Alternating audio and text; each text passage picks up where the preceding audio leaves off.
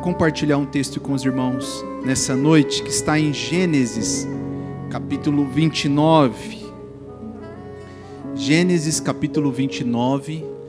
Quero ler dos versículos 21 ao versículo 30, mas nós vamos entrar um pouquinho também no capítulo 30, tá? Vamos discorrer um pouquinho, mas eu vou pegar somente essa porção para nós termos ideia daquilo que Deus tem para os nossos corações. Alguns dias, na verdade, eu tenho pensado um pouco sobre isso. Esse aqui é um grande caso de família, na verdade. Você vai perceber como que é um embrolho aqui de caso de família nesse texto que nós vamos ler. E o título que eu coloquei para esta mensagem, para a nossa reflexão, é o seguinte: a filha que o pai não queria, a esposa que o marido não desejava. Se eu lendo um livro, eu vi essa frase e eu acrescentei aqui, puxei para ser o tema da nossa reflexão nessa noite. Gênesis capítulo 29, a partir do verso 21, diz assim: Disse Jacó a Labão: Dá-me minha mulher, pois já venceu o prazo, para que eu me case com ela. Reuniu, pois, Labão todos os homens do lugar e deu um banquete. À noite conduziu a Lia, sua filha, e a entregou a Jacó, e coabitaram. Para a serva de Lia, sua filha, deu Labão Zilpa, sua serva. Ao amanhecer, viu que era Lia, por isso disse Jacó a Labão: Que é isto que me fizeste? Não te servi eu por amor a Raquel? Por que, pois, me enganaste? Respondeu Labão: Não se faz assim em nossa terra, dar-se-á mais nova antes da primogênita. Decorrida a semana desta, dar-te-emos também a outra, pelo trabalho de mais 7 anos, que ainda me servirás. Concordou Jacó, e se passou a semana desta, então Labão lhe deu por mulher Raquel, sua filha. Para a serva de Raquel, sua filha, deu Labão a sua serva Bila, e coabitaram. Mas Jacó amava mais a Raquel do que a Lia, e continuou servindo a Labão por outros 7 anos. Amém. Irmãos, quando nós olhamos a Bíblia, nós vemos que Abraão foi o homem que exemplificou a fé. É chamado, por muitos, por nós, de o pai da fé. Mas quando nós olhamos para Jacó, nós vemos que Jacó exemplificou a graça de Deus. Se tem um homem em que a graça do Senhor foi manifestada de forma abundante, foi na vida do Jacó. Porque o Jacó, o próprio nome, já diz aí, o enganador, o trapaceiro. A graça de Deus abundou sobre a vida desse homem. Esse relato, o relato lamentável dos anos de Jacó vivendo no deserto e das lutas domésticas que ele passou, demonstram muito a graça de Deus. Jacó não é um herói. E muito menos a dinâmica familiar dele serve de exemplo para nós. Porém, quando nós olhamos a sua história, quando nós lemos a sua história, nós vemos que ela nos proporciona uma visão sobre a maneira pela qual o nosso Deus se dedica para resgatar os perdidos e para redimir casos familiares perdidos. Nós estamos diante da história que já começa errada na noite do casamento. Imagine que este homem, Jacó, ele faz um acordo com o seu sogro. Ele já estava trabalhando há 6 anos, 14 com mais 6, 20 anos, isso mesmo. Ele já estava trabalhando há 6 anos quando ele faz um acordo com o seu sogro, ou com o seu tio, que era o seu tio, para casar-se com uma das suas filhas. E o seu acordo era Raquel. No verso 19, Labão até dá uma resposta meio dissimulada dizendo: é melhor que ela case com um dos nossos. E ele trabalha 7 anos. 7 anos que o texto nos fala no versículo 20, que se passam como poucos dias pelo tanto que esse homem, Jacó, amava Raquel. Na noite da festa, a gente sabe que, segundo a tradição judaica, o casamento durava 7 dias. Então, festança à vontade. E na noite de núpcias, esse homem entra, achando que iria se deitar com uma, mas quando ele acorda, ele vê a outra. Ele se assusta, ele chega para o seu sogro, agora sogro, e diz: o que você fez comigo? Jacó, o esperto, lembra? Aquele que deu o calote no seu irmão, ainda pegou a bênção, também deu o calote no seu pai, enganou o seu pai.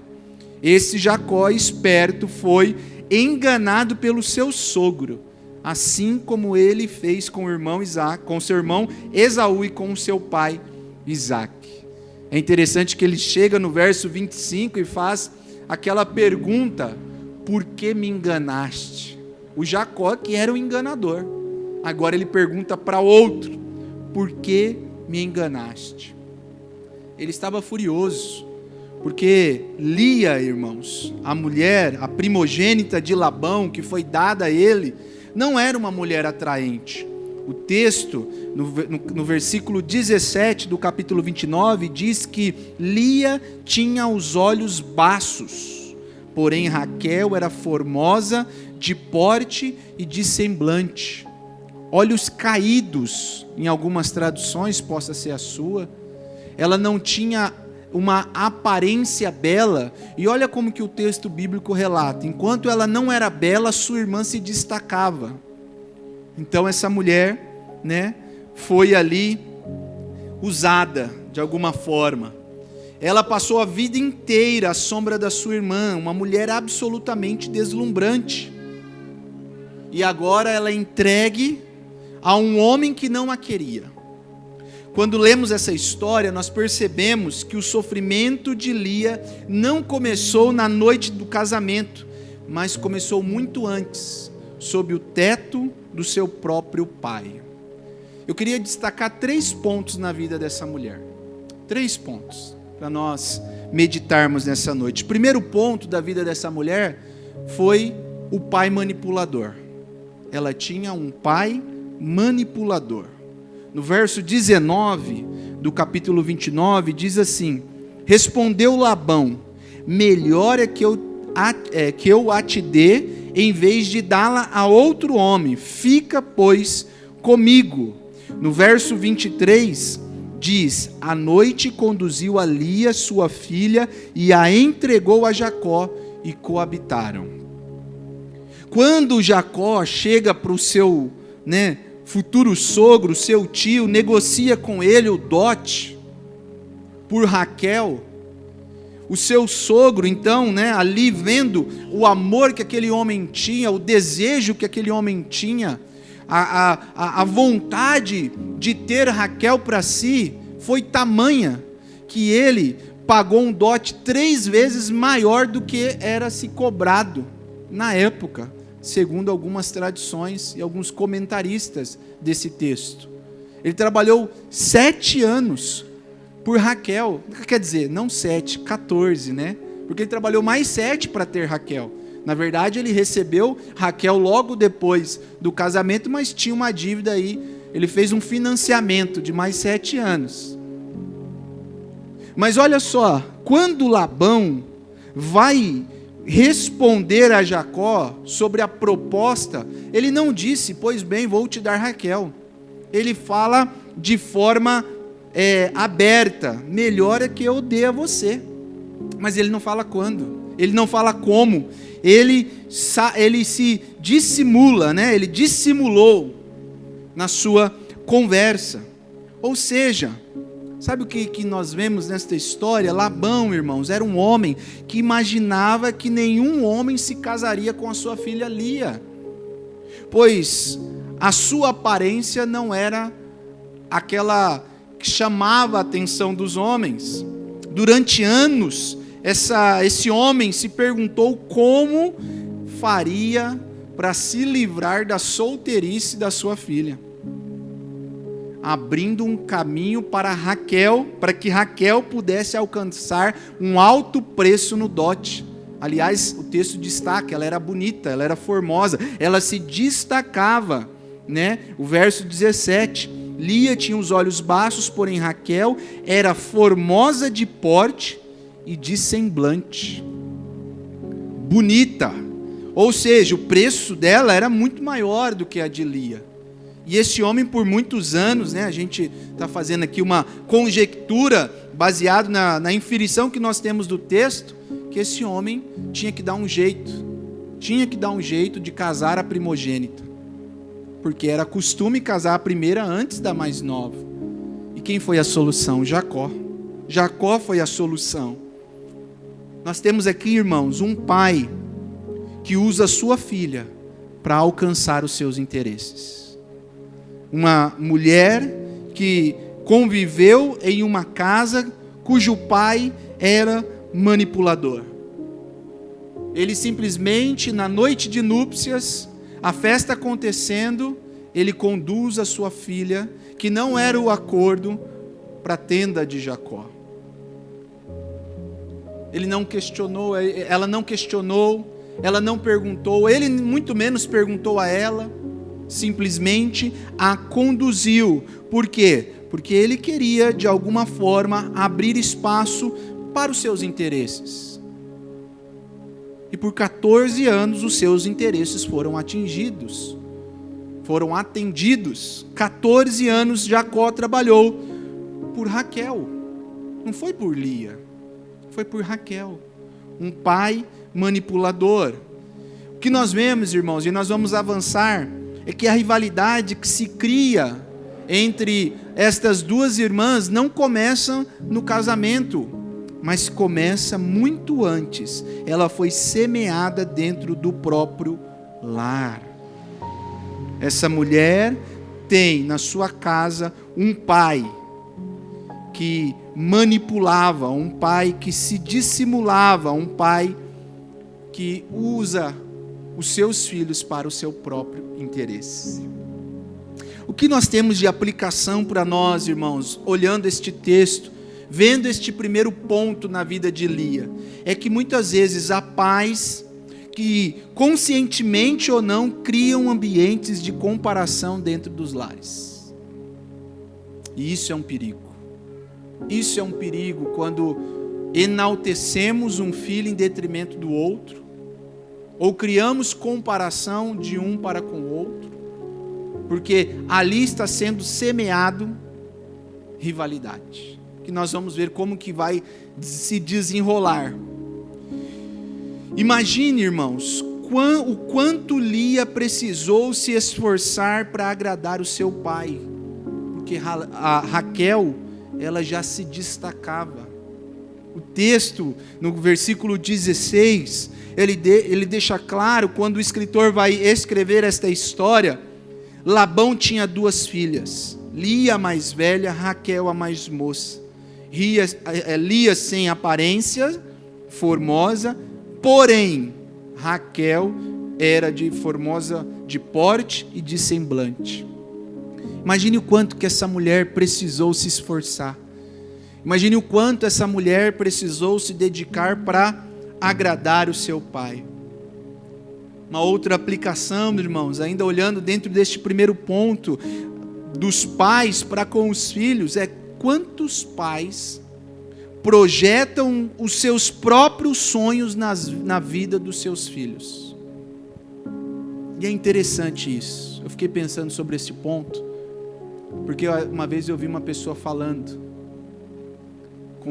compartilhando, que uma certa pessoa chegou para essa pessoa compartilhando que o seu filho queria ser missionário. E essa mãe estava desesperada, porque o que ela imaginava para o seu filho era outra coisa, era algo que pudesse dar dinheiro. Um trabalho, uma profissão que pudesse dar dinheiro. Quantos pais projetam nos filhos os seus sonhos, aquilo que eles querem para si. E muitas vezes não perguntam o que vocês querem. É claro que nós vamos deixar aberto para os nossos filhos, né? Mas vocês entendem o que eu estou dizendo. Esse é o sentido. Este pai, ele não perguntou para sua filha. Ele aproveitou, ele manipulou uma situação, ele viu uma oportunidade de repente atender os seus interesses. E essa mulher, ela tem na sua vida um pai manipulador. Imagine, irmãos, a primeira grande ferida de Lia veio de um pai que a usou. Agora, a segunda ferida desta mulher viria de um homem que não a amaria. E aí é o segundo ponto na vida dessa mulher. O segundo ponto é que essa mulher teve um marido indiferente. No versículo 25, diz assim, que ao amanhecer, viu que era Lia. Por isso disse a Jacó a Labão, que é isso que você me fizeste? O que é isso que me fizeste? Não te servi eu por amor a Raquel? Por que me enganaste? Imagine a fúria deste homem, Jacó, indo ao seu sogro e questionando ele. Imagine este homem, o estado que ele estava, né? Essa frase, viu que era Lia, essas palavras escritas aqui, alguns comentaristas que eu li, dizem que soam ou constituem a encarnação da decepção. Viu que era Lia. Ao olhar pela manhã, aquela mulher deitada em sua cama, a sua reação foi não de alegria, não de um semblante alegre, de uma festa que tinha passado a noite, mas de alguém decepcionado, alguém diferente, alguém que não estava acreditando naquilo que lhe sucedeu. Ele foi enganado. Ele que era acostumado a enganar. Ele que era acostumado a trapacear. Ele agora tinha sido enganado. As duas irmãs entram então em disputa pela atenção e a afeição do seu marido. A história depois você pode ler do versículo 31 do capítulo 29 até o versículo 26 do capítulo 30, como se decorre a história, como que a história ela vai mostrando como que essas irmãs agora, depois do casamento já, depois de tudo concluído, como elas passam a disputar a atenção de Jacó. E como que Jacó é indiferente, como que Jacó, ele é omisso nas ações que precisam ser tratadas.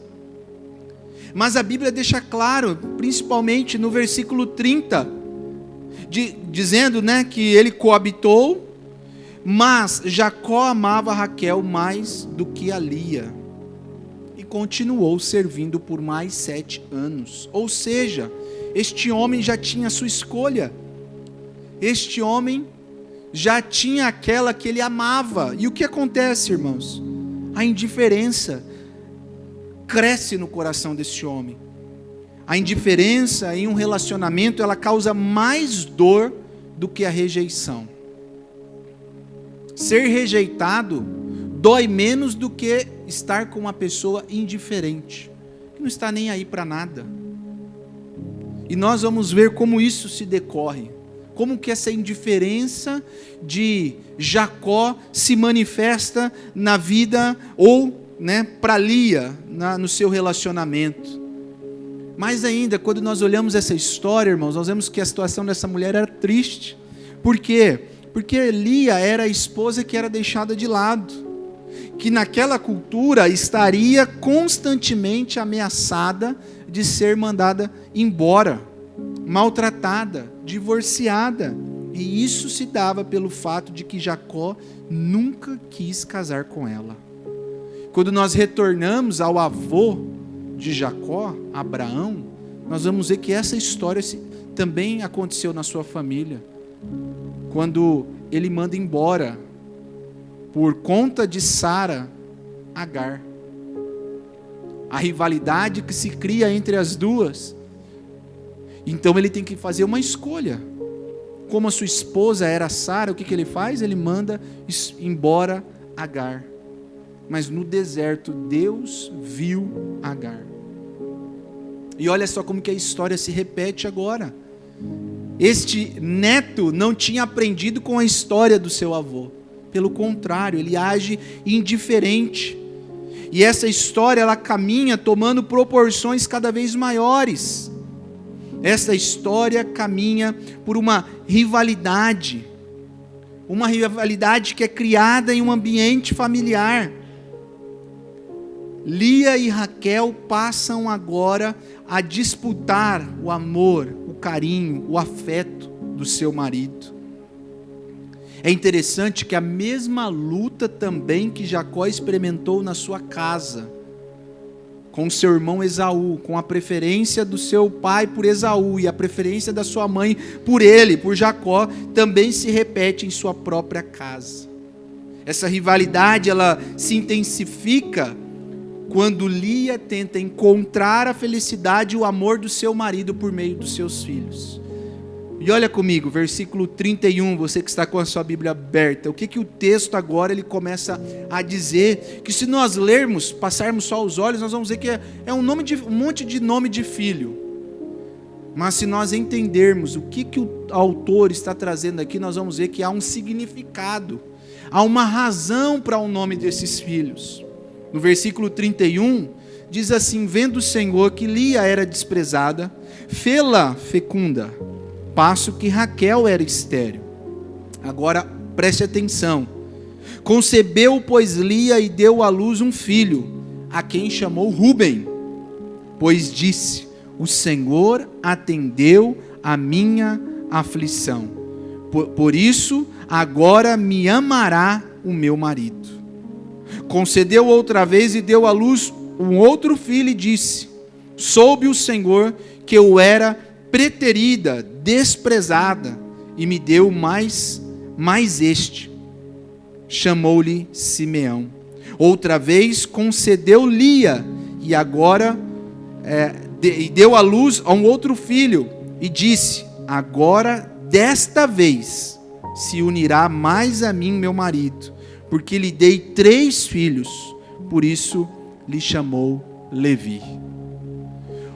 Cada nome dos filhos que vem, dos 3 primeiros filhos, é uma forma dela demonstrar o quanto ela amava o seu marido e quanto ela depositava nos seus filhos a intenção do seu marido olhar para ela. Por exemplo, Ruben, significa, vejam só, um filho, ou seja, um filho homem. O nome deste homem, deste menino, desta criança, encarnava o pedido desesperado de Lia para o seu marido: repare em mim. No verso 32, diz assim: por isso agora me amará o meu marido. Essa mulher agora ela passa a colocar os seus filhos como um instrumento do amor que ela não tinha, para ser instrumento de amor que ela não tinha para com o seu marido, ou o seu marido não tinha para com ela, melhor dizendo. Ela diz: agora ele vai me amar, porque olha só, eu dei um filho a ele. Vem o segundo, Simeão, e ela diz: agora, porque o Senhor me ouviu, agora ele vai me ouvir, agora ele vai me ver, agora ele vai me dar atenção. Quando vem também o terceiro, Levi, ela diz: agora o meu marido se unirá a mim. Ou seja, essa mulher deposita a sua esperança, ela deposita o seu desejo, o seu afeto nos seus filhos. E sabe o que a história está nos mostrando aqui? Que ela só está repetindo os mesmos passos que o pai dela teve. Ela está tentando ganhar coisas para si usando os seus filhos. Olha só, olha que interessante. E aí, irmãos, o texto vai nos mostrar, a partir do capítulo 30, que quando Raquel percebe que a sua irmã tem 4 filhos e ela nada, o desespero bate no coração de Raquel. Raquel então se vira para Jacó e tendo, o texto fala, ciúmes, ela diz, dá-me filho, senão morrerei. Então Jacó se ira com ela e diz, por acaso sou eu Deus? Estou eu no lugar de Deus? Para que impedisse o teu ventre de frutificar? Ou seja, ele até sai de canto, ele até é indiferente para a dor da sua mulher. Diz, não sou Deus não, você se resolva com ele. E aí o que acontece? O que essa mulher faz? Ela acha um jeito, ela acha uma estratégia, ela pega a sua serva, ela pega a Bila e dá ao seu marido. E aí o seu marido tem 2 filhos com Bila. Esses filhos passam a ser de Raquel, pela lei, da sua época. E aí o que acontece? A sua irmã Lia via que também o seu ventre já tinha cessado, pega a sua serva Zilpa e dá ao seu marido. E ele tem mais filhos. E aí nessa história ainda tem outra questão ainda dessa rivalidade. Se você ver o texto lá no versículo 15 do capítulo 30, tem algo ali que chama a atenção. Na verdade, no versículo 14 mostra que Rúben, o filho mais velho, saiu da ceifa do trigo e achou mandrágoras no campo e trouxe-as a Lia, sua mãe. Então Raquel disse, dá-me das mandrágoras. E é interessante que se você for ver, por que ela pede essa fruta, um fruto, uma raiz, uma erva? Porque se tinha a ideia de que era a raiz deste fruto dava fertilidade. E aí a rivalidade delas é tamanha que elas vendem o amor do seu marido por uma comida. Parece algo semelhante? Alguém que troca a primogenitura por um prato de lentilha? Olha só, irmãos, como a história, como Deus desenrola a providência dele em história de pessoas que vão cada vez fazendo os erros do passado. E elas trocam. Raquel diz assim, não, pode ficar tranquila, hoje o Jacó, o nosso marido, vai te possuir, mas você tem que me dar essas mandrágoras. E sabe o que acontece? Ao invés de Raquel ter o ventre aberto, quem dá à luz a mais um filho, na verdade 2, porque vem uma menina também, posteriormente, Diná, é Lia. E olha como que a rivalidade desta família se desenrola. Por quê, irmãos? Porque essas 2 mulheres projetaram em uma pessoa, em um marido, a felicidade das suas almas. Quantas pessoas vivem as suas vidas tentando a aprovação de outras pessoas? Lia vivia, através dos seus filhos, tentando a aprovação do seu marido. Lia queria o afeto do seu marido. Lia queria o amor do seu marido, mas ele era indiferente. A alma, irmãos, do ser humano nunca encontrará descanso em nenhum lugar, enquanto buscar em outros lugares aquilo que somente Deus pode dar. Aqui eu trago uma reflexão. Fiz um casamento recentemente e disse algo lá para os noivos que estavam casando, que o segredo do casamento duradouro não é encontrar a pessoa perfeita. Não é. Aliás, tem até um livro, Quando pecadores dizem sim.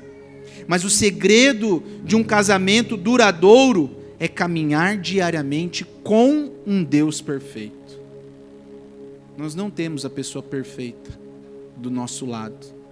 São 2 pecadores miseráveis que carecem da graça de Deus. Quando nós entendemos isso, irmãos, nós caminhamos com um Deus que é perfeito. Lia percebe isso quando o 4º filho dela nasce. Olha comigo o versículo 35 do capítulo 29. Enquanto os outros 3 filhos dela, ela está olhando para o seu marido e tentando achar nele, buscar dele o afeto e o amor. Quando nasce o 4º filho, olha o que o texto diz. De novo concebeu e deu à luz um filho. Então disse: desta vez louvarei o Senhor. Por isso lhe chamou Judá e cessou de dar à luz.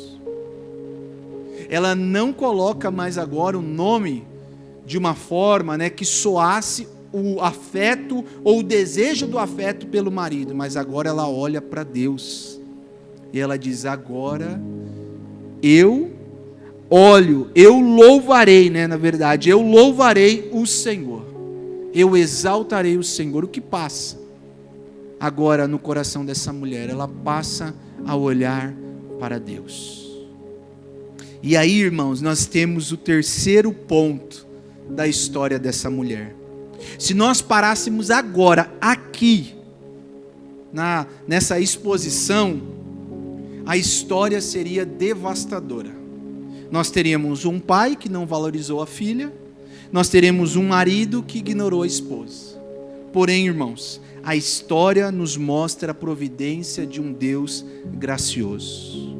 E o 3º ponto da história dessa mulher é um Deus gracioso. No verso 31 diz assim, algo bonito de se ler: vendo o Senhor, que Lia era desprezada, fê-la fecunda, ao passo que Raquel era estéril. O que o texto nos mostra? O texto nos mostra um Deus que vê, um Deus que enxerga, um Deus que conhece a história, um Deus que age na sua providência, um Deus que age através da sua graça. A narrativa bíblica revela que Deus e não Labão ou Jacó é que tem a última palavra. O que Deus fez na vida de Lia foi infinitamente maior do que ela buscava, o reconhecimento e o amor que ela buscava em Jacó. O Tim Keller escreveu um livro que chama Deuses Falsos. E ele conta um pouquinho dessa história, falando da idolatria do coração de Lia para com Jacó. E lá nesse trecho ele diz o seguinte: Deus veio ao encontro da menina mal amada e a tornou mãe ancestral de Jesus. A salvação veio ao mundo não pela bela Raquel, mas pela desprezada Lia. Deus mostrou que ele era o noivo verdadeiro, o marido para a esposa destituída de marido, o pai para a filha destituída de pai. Este é o Deus que salva pela graça. Interessante que Deus olha essa mulher, Deus enxerga essa mulher, Deus vê a luta, o sofrimento dela e a graça dele o alcança. Mas não só isso, a graça não está só sobre Lia, a graça também alcança Raquel. No capítulo 30, versículo 22, diz que Deus também lembra-se de Raquel. Ele não tinha esquecido dela, irmãos. Pelo contrário, o orgulho com que essa mulher havia crescido, por ser privilegiada, por ser mais bela, por ser a mais preferida, precisava ser quebrado, para que ela pudesse ser atendida. E Deus, na sua providência, na sua soberania, e com a responsabilidade do ser humano, que também agiu, toda essa desavença é a responsabilidade do homem, é o pecado do coração do homem. É o homem que conduz Jacó como indiferente, Jacó como omisso, dentro do seu lar, trazendo de trás uma história que já era ruim, uma desavença com seu irmão, uma enganação com seu pai. Toda essa história vem, mas Deus, mesmo com as histórias imperfeitas, com homens e mulheres pecadores, Deus age na sua providência. Deus se lembra dela também, de Raquel, e dá 2 filhos a ela. O que Jacó não podia fazer por Raquel, o que as mandrágoras não fizeram por ela, Deus fez, abriu o ventre dela. É claro que muitas coisas poderiam ter sido mais fáceis se Lia e Raquel tivessem trabalhado juntas, harmoniosamente em busca da glória de Deus, desde o início. Muita dor poderia ter sido evitada, mas os planos de Deus não foram frustrados. A promessa que Deus tinha para Abraão de fazer dele uma grande nação foi executada no seu neto Jacó. Foi executada através da sua posteridade, o Jacó enganador. Porque os planos de Deus nunca são frustrados. Deus, ele não escolhe os perfeitos, ele trabalha, né, na loucura, naquilo que para os homens são loucura, para Deus é a forma dele trabalhar, é a sua providência, é a sua soberania, porque Deus usa famílias imperfeitas para que o seu nome seja glorificado. Ou seja, irmãos, Deus derrama a sua graça, apesar de nós, homens e mulheres imperfeitos, lutando diariamente. Deus age, é aí que Ele age, né? No nosso meio. A providência de Deus continua atuando mesmo com as imperfeições e os pecados do coração humano. É claro, irmãos, que Deus não aceita o pecado, não estou dizendo isso. Mas Deus age, a sua soberania age com a responsabilidade do homem, ao ponto que o caminho vai acontecendo, aquilo que Deus decretou na eternidade acontecerá, mesmo com as imperfeições do ser humano, a glória do Senhor será exaltada no fim. E sabe como foi exaltada? Quando Deus veio à terra, através de Jesus Cristo. Jesus Cristo era de fato o filho de Lia, o descendente de Judá. Sabe por quê? Porque ele foi um homem que também ninguém queria. Ele foi aquele que nasceu em uma manjedoura. Ele foi aquele que não tinha beleza e para que nós não desejássemos. Ele veio para os seus e os seus não receberam. Ele era o filho de Lia. Por que ele se tornou o filho de Lia? Porque ele se tornou o homem que ninguém desejava. Sabe por quê, irmãos? Por mim e por você. Ele tomou sobre si os nossos pecados e morreu em nosso lugar.